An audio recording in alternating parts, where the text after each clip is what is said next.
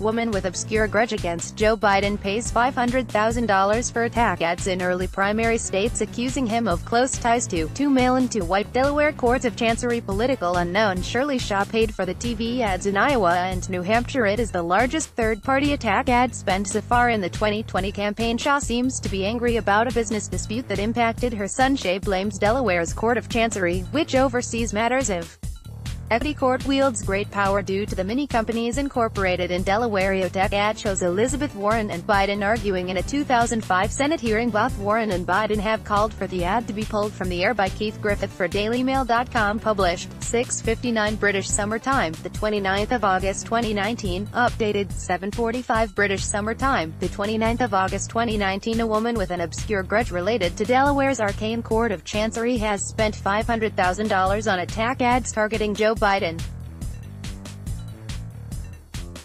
Shirley Shaw plans to run the television ad in early primary states Iowa and New Hampshire in what is the largest third-party attack ad spend so far in the 2020 presidential race. The ad eschews mainstream campaign issues and instead focus on the Chancery Court, a legal system which Shaw blames for a business dispute that hurt her son's company. The Delaware court is too male, too white and anything but open, the ad's narrator intones.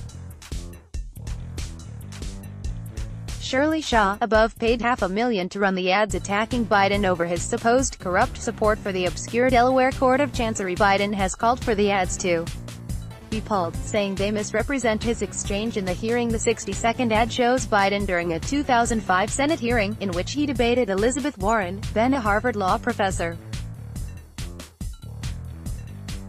The ad accuses Biden of defending the Chancery Court as Warren attacks it. The transcript of the hearing shows that Warren was actually speaking about the bankruptcy courts, a separate forum of equity law, but Biden became briefly confused and referred to Chancery Court.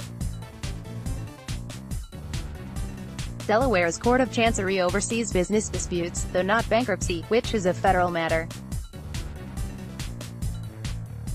The state's Chancery Court has great influence due to the large number of companies that are incorporated in Delaware, which has business-friendly laws. Both Biden and Warren, who are among top contenders for the Democratic presidential nomination, have called for the ad to be pulled.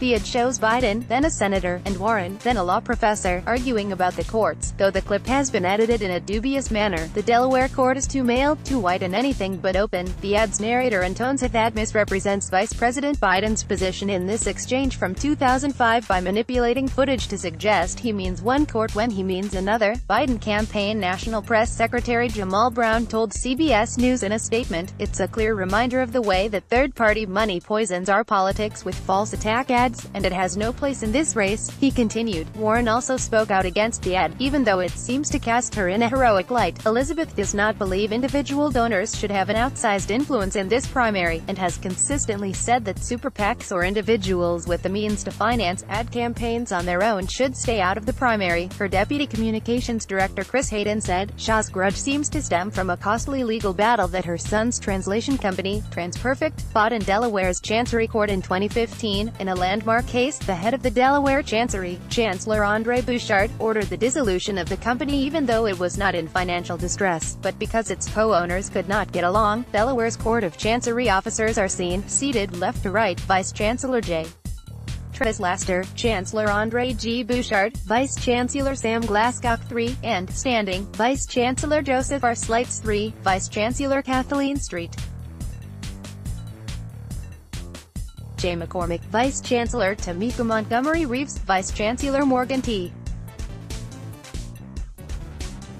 Zern. The court-ordered decision to sell TransPerfect came in 2015 after a chancellor concluded the feuding CEOs Philip Shaw and Elizabeth Belting were hopelessly deadlocked over significant matters and business decisions. Shirley Shaw owned 1% of the company at the time of the forced sale, which resulted in her son Philip Shaw gaining ownership by bidding in the public auction.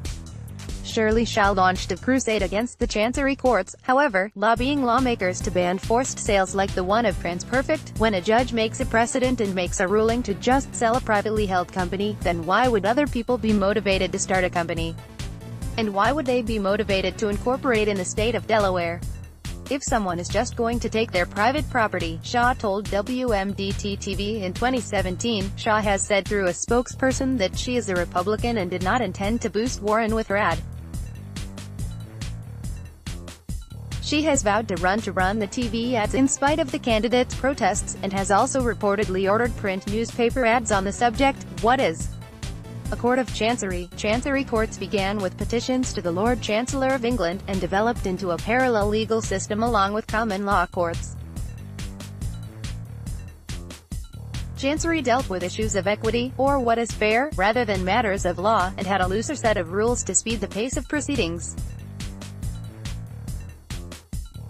Instead of judges, they had chancellors, and had jurisdiction over trusts and estates, guardianship over children and lunatics. They also handled lawsuits requesting something other than financial damages, such as an order requiring a party to perform a specific act. Some states in the early U.S. Republic replicated this dual legal system, but the two systems were merged in England in 1875. Today, the U.S. Bankruptcy Court operates as a court of equity at the federal level, and several states maintain separate court systems for matters of law and equity. Delaware, Mississippi, New Jersey, and Tennessee still make a distinction between a court of law and chancery court. Read more. Let's block ads. Why?